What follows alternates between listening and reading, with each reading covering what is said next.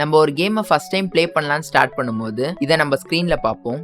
Easy, normal, art இதை பற்றி நம்மளுக்கு நல்லா தெரியும். அந்த கேமோட டிஃபிகல்ட்டியை நம்மளே சூஸ் பண்ணுறதுக்காக இருக்கிற ஒன்று தான் இது. பட் இந்த சிஸ்டம் என் கேமில் இருக்குது. இந்த சிஸ்டத்தோட ஆரிஜின் என்னன்றதை இந்த வீடியோவில் பார்ப்போம். Let's get start. இந்த சிஸ்டம் எப்படி ஆரிஜினேட் ஆச்சுன்னு தெரிஞ்சுக்கிறதுக்கு முன்னாடி 1980s வந்து ஆர்கேட்ஸ்லாம் எப்படி இருந்துச்சுன்னு தெரிஞ்சாதான் வந்து இந்த சிஸ்டத்துக்கான கரெக்டான ஆரிஜினை சொல்ல முடியும். 1980s டைமில் எந்த ஆர்கேட்லையுமே வந்து உங்களால் வந்து டிஃபிகல்ட்டியை வந்து சூஸ் பண்ண முடியாது. அந்த ஆர்கேட் ஓனர் தான் வந்து டிஃபிகல்ட்டியை வந்து செட் பண்ணுவாங்க. நீங்கள் வந்து ஆர்கேட்டில் ஒரு காயின் போட்டு தான் கேம் ஆடுற மாதிரி இருக்கும். நீங்கள் ஒரே லெவலில் நிறைய வாட்டி விளையாடினா மட்டும்தான் வந்து அவங்களுக்கு நிறைய காசு கிடைக்கும். ஆர்கேட் ஓனர்ஸ் கிட்ட மொத்த கண்ட்ரோலும் இருக்கும். Enemy speed, bullet speed, damage, time limit இந்த எல்லா கண்ட்ரோலும் வந்து ஆர்கேட் ஓனர்ஸ் கிட்ட இருக்கிறதுனால நீங்கள் நிறைய திருப்பி விளையாடணுன்றதுனால அவங்க கேமை வந்து பெரிய ஆர்டில் செட் பண்ணிருவாங்க. அதுக்கப்புறம் கேம்ஸ் வந்து கன்சோலுக்கு வர ஆரம்பிச்சிச்சு. ஸோ நீங்கள் வந்து வீட்லேயே வந்து எந்த கேம் வேணால் விளையாடலான்றதுனால வந்து காயின்ன்ற விஷயமே இல்லை. ஒரு ஃபிக்ஸ் பண்ணப்பட்ட டிஃபிகல்ட்டின்றது வந்து சின்ன பசங்களுக்கு ஆடாக இருக்கலாம், இல்லை வந்து பெரியவங்க ஆடுறாங்கன்னா அவங்களுக்கு ரொம்ப ஈஸியாக இருக்கலாம். ஸோ அவங்களுக்கு போர் அடிச்சிடும். ஸோ இதை டேக்கிள் பண்ணுறதுக்கு தான் வந்து கான்ட்ரா, கிரேடியஸ்ன்ற மாதிரி கேம்லாம் வந்து ஈஸி, ஆடுன்ற ஆப்ஷனை வந்து இன்ட்ரடியூஸ் பண்ணாங்க. அந்த காலத்தில் ஜாப்பனீஸ் கேம்லாம் வந்து யூஎஸ் மார்க்கெட்டை பிடிக்கிறதுக்காக வந்து டிஃபிகல்ட்டி லெவலை வந்து ஈஸி ஆக்குனாங்க. 1990s டூம், ஸ்ட்ரீட் ஃபைட்டர் 2, ரெசிடென்ட் ஈவில்லாம் ரிலீஸ் ஆச்சு. ஸோ அந்த டைமில் பார்த்தீங்கன்னா வந்து உங்களால் வந்து சிபியோட டிஃபிகல்ட்டியை வந்து ஒரு மேட்ச்சுக்குமே வந்து உங்களால் ட்வீக் பண்ணிக்க முடியும். ரெசிடென்ட் ஈவில் மாதிரி ஹாரர் கேம்ஸில் பார்த்தீங்கன்னா வந்து உங்களோட ஆமோ, சேவ்ஸ் எல்லாம் வந்து டிஃப்ரெண்ட்டாக இருக்கும்.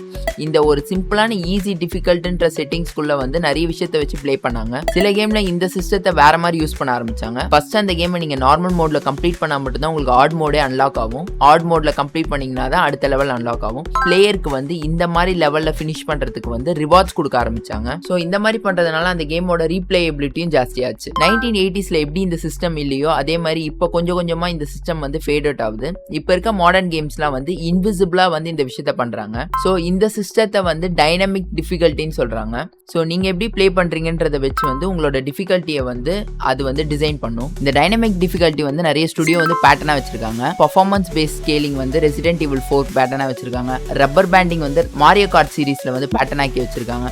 Adaptive enemy AI, difficulty curves with hidden states, player driven difficulty, assistance system இந்த மாதிரி ஏகப்பட்ட பேட்டர்ன்ஸ் இருக்கு. ஸோ இந்த பேட்டர்னான விஷயத்த வந்து உங்களால் இண்டி கேமில் யூஸ் பண்ண முடியாது. ஆக்சுவலாக இப்போ பார்த்தீங்கன்னா வந்து உங்களோட கேமோட தீமே வந்து பிளேயரோட டிஃபிகல்ட்டியை வந்து டிஃபைன் பண்ணும். இப்போ சோல்ஸ் லைக் கேம்லாம் பார்த்தீங்கன்னா வந்து கண்டிப்பாக வந்து அது டிஃபிகல்ட்டாக தான் இருக்கும். ஏன்னா வந்து அந்த ஜான்ராவே அப்படி தான். நீங்கள் எந்த ஜான்ரால கேம் பண்ணுறீங்கன்றதை வச்சு டிஃபிகல்ட்டியை வந்து சார்ட் அவுட் பண்ணிக்கலாம். பிளாக் மித் ஊகாங் கேம் வந்து டிஃபிகல்ட்டாக இருக்குன்னு அவங்களோட கிரியேட்டர்ஸ் கிட்ட சொல்லும் போது அவங்க கிரியேட்டர்ஸ் ஒரே வார்த்தையில் ஸ்கில் இஷ்யூன்னு சொல்லிட்டாங்க. இந்த டிஃபிகல்ட்டியை வச்சு தான் வந்து உங்கள் பிளேயர் உங்கள் கேமை எப்படி பார்க்கணுன்றதே டிசைட் ஆகும். இப்போ நிறைய கேமில் பார்த்தீங்கன்னா வந்து ஸ்டோரி வந்து பயங்கர ஸ்ட்ராங்காக இருக்கும். அந்த கேமில் பார்த்தீங்கன்னா டிஃபிகல்ட்டி மோட் வந்து செலக்ட் பண்ணுறதுல வந்து ஜஸ்ட் கிவ் த ஸ்டோரின்னு கூட ஒரு மோட் இருக்குது. உங்களுக்கு அட்டர் ஈஸியாக இருக்கும். பட் வந்து உங்களால் வந்து ஸ்டோரியை மட்டும் உங்களால் என்ஜாய் பண்ண முடியும். ஸோ அந்த மாதிரியும் இருக்குது. ஸோ நம்ம கேம் ஆடும் போது டிஃபிகல்ட்டி மோட் செலக்ட் பண்ணுற ஈஸியாக ஆடுக்கு பின்னாடி வந்து 40 years ஆஃப் ஹிஸ்ட்ரி இருக்குது. ஸோ கேம்ன்றது எப்படி இருக்கணும்னு நீங்கள் நினைக்கிறீங்க? டிஃபிகல்ட்டாக இருக்கணுமா, இல்லை வந்து ஈஸியாக பிளேயர்ஸ்க்கு வந்து ஸ்டோரி சொன்னால் மட்டும் போதும்னு நினைக்கிறீங்களா? அதை பற்றி கமெண்ட்டில் சொல்லுங்கள். ஸோ நெக்ஸ்ட் நம்ம வந்து ஹெல்த் பாரோட ஹிஸ்ட்ரியை பற்றி பார்ப்போம். அவ்வளோதான் இந்த வீடியோ காய்ஸ். நன்றி.